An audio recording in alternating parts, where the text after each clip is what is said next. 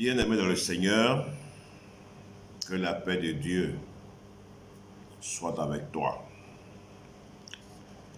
Nous allons aborder aujourd'hui, dans cette série de vidéos portant sur le thème la semence, le 6e message consacré à la semence comportementale. La semence qui est liée au comportement. En effet, bien-aimé dans le Seigneur, chaque acte que nous posons tous les jours de la vie, nous posons des actes. À longueur de journée, nous posons des actes. Mais les actes que nous posons, du point de vue biblique et spirituel, ces actes-là ont des conséquences en fonction de leur nature.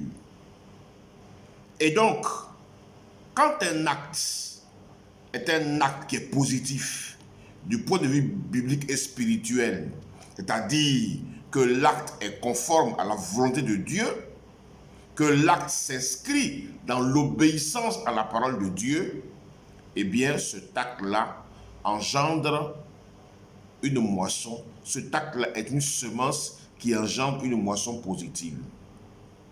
Mais lorsque cet acte-là est négatif, parce qu'il se situe dans le cadre de la désobéissance à la parole de Dieu, alors cet acte est une semence qui va engendrer une moisson négative. C'est pour cela que nous voulons parler aujourd'hui pour bien expliquer de quoi il s'agit.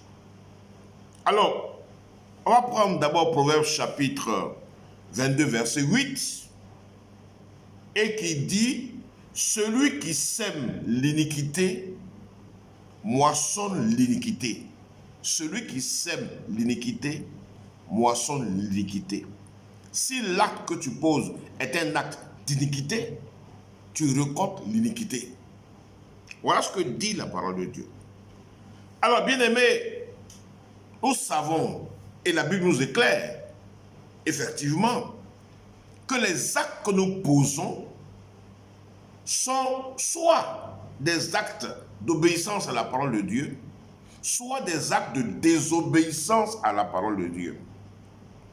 Alors, il y a un texte qui résume les conséquences positives et négatives des actes que nous posons. C'est le livre de Deutéronome, à son chapitre 28, qui dit au verset 1er, au verset 14, 15, « Si tu obéis à la voix de l'Éternel, en mettant en pratique les ordonnances, les préceptes qui te commandent, en les mettant en pratique, voici les bénédictions que tu vas récolter de ces actes d'obéissance. » Mais si au contraire, à partir du verset 15-16, jusqu'à 68, tu n'obéis pas à la parole de Dieu, en ne mettant pas en pratique ces ordonnances, donc en désobéissant, en posant des actes de désobéissance à la parole de Dieu, voici les malédictions qui vont donc être le résultat de ta semence négative. Voici le décor qui est planté. Alors, bien aimé, concernant le comportement, la Bible nous enseigne et la Bible nous exhorte. On va prendre le passage de Galates chapitre 6. Galates chapitre 6, versets 6, 7 à 10. Mais avant de prendre ce passage, on va prendre d'abord Samuel 22, 2 Samuel 22, de 24 à 27.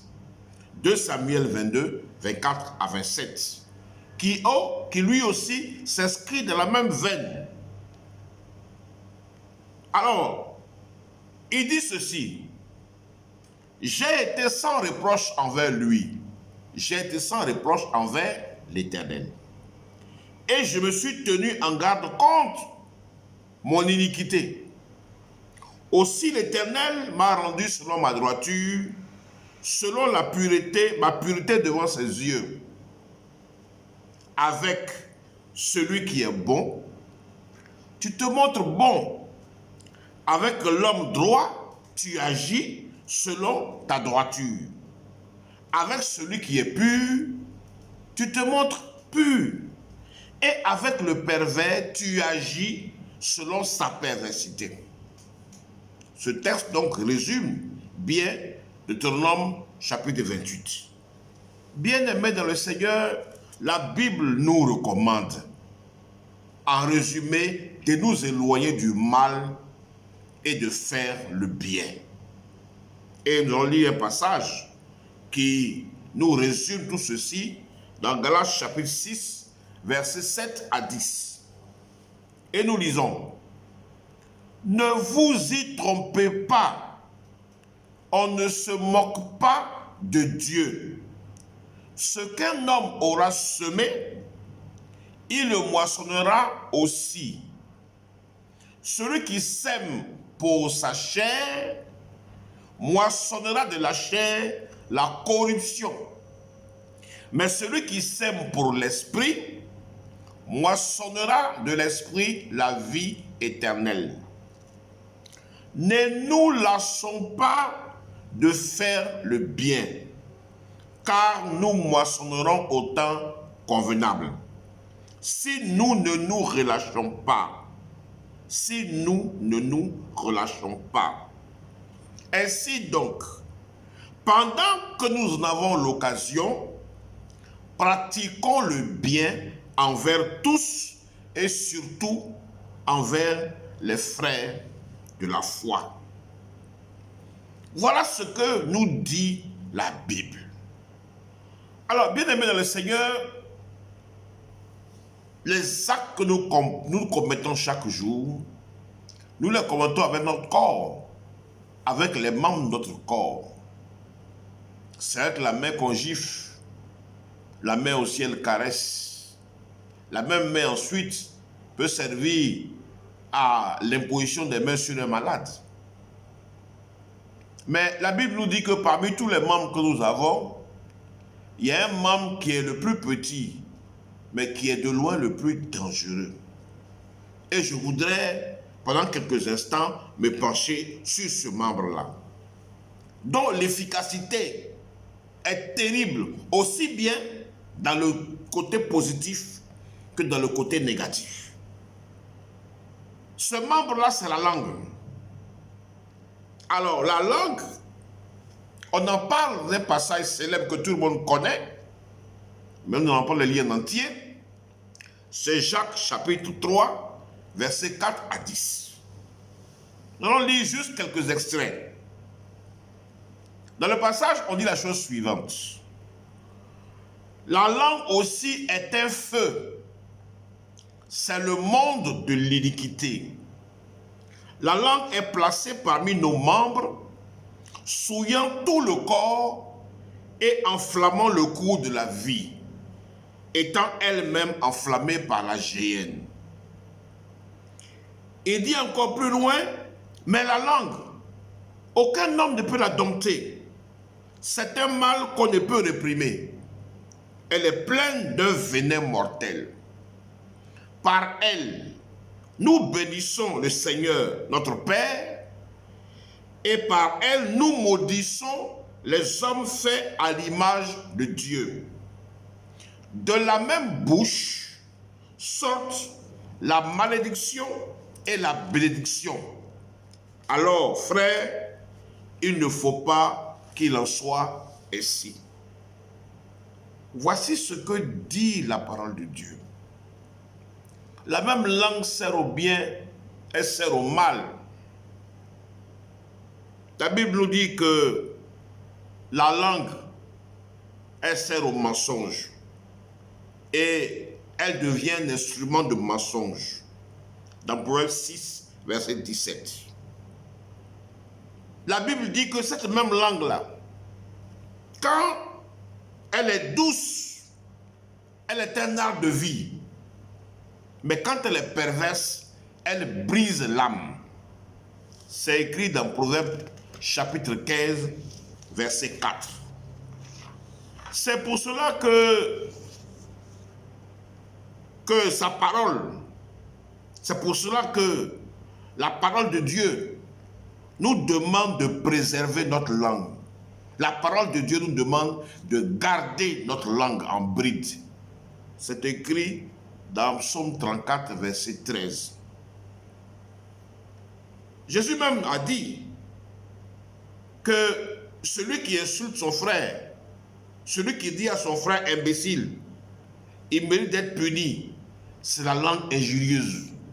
C'est dans Matthieu 5, verset 22. Alors au contraire, la langue doit être un instrument pour faire le bien.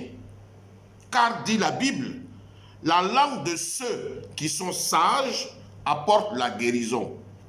C'est dans Proverbes chapitre 12, verset 18. Oui, frères et sœurs, notre langue doit être un instrument au service de Dieu. Et je voulais pour ça vous lire un passage qui se trouve dans 2 Samuel chapitre 23, versets 1 et 2. Que dit ce passage? Il dit la chose suivante. Voici les dernières paroles de David. Paroles de David, fils d'Isaïe. Paroles de l'homme haut placé, de loin du Dieu de Jacob, du chant agréable d'Israël. L'Esprit de l'Éternel parle par moi, et sa parole est sur ma langue. L'Esprit de l'Éternel parle par moi, et sa parole est sur ma langue. Donc ma langue est un instrument pour la gloire de Dieu. Alors bien-aimé, excusez-moi, bien-aimé, toi qui m'écoutes aujourd'hui, je t'exhorte dans le Seigneur. Je t'exhorte à préserver ta langue des paroles mensongères, des paroles injurieuses, des paroles de malédiction, de médisance, des paroles de calomnie, des paroles d'arrogance et de toutes sortes de mauvaises paroles qui peuvent sortir de ta bouche et que ta langue peut porter. Au contraire, frère, sœur, je t'exhorte à utiliser ta langue pour confesser que Jésus est Seigneur, pour prier Dieu, pour l'adorer, pour glorifier son nom et chanter des louanges. Je t'exhorte à utiliser ta langue pour annoncer la parole de Dieu aux païens, pour animer des conférences bibliques, pour exhorter tes frères et sœurs, pour prophétiser, pour parler en langue, pour prier pour les malades et pour tous ceux qui en ont besoin autour de toi. Et que tu rencontres ton chemin. Oui, frère, c'est important. Je t'exhorte à utiliser ta langue pour donner des bons conseils à ceux qui en ont besoin, pour consoler la veuve et l'orphelin, pour apporter la paix entre les frères qui sont impalables. Oui, frère, je t'exhorte aussi à utiliser ta langue pour dire à ton père et à ta mère que tu les aimes. Je t'exhorte à utiliser ta langue pour dire à ton conjoint, pour dire à ta femme qu'elle est la plus merveilleuse des épouses. Je t'exhorte à prendre ta langue pour dire à tes enfants qui sont beaux, que tu les aimes, pour leur donner des conseils dans la vie et leur apprendre à craindre Dieu. Je t'exhorte à faire de ta langue un instrument pour glorifier le nom de l'Éternel et répandre le bien partout autour de toi. Voici le message que je vais faire passer en très peu de mots et en très peu de temps. Que la paix de Dieu soit avec toi. Que le Seigneur t'accorde de sanctifier ta langue pour qu'elle soit non pas un instrument du mal, mais qu'elle soit un instrument au service de Dieu, au service du bien, afin que tu sois véritablement l'enfant de Dieu, le serviteur fidèle de Jésus-Christ qui, à travers sa langue, répand le bien, la grâce et la lumière autour de lui. Que la paix de Dieu soit avec toi. Que Dieu te bénisse, qu'il bénisse ta langue, afin qu'elle soit pour toi un instrument au service de Dieu. Au nom de notre Seigneur Jésus-Christ. Amen.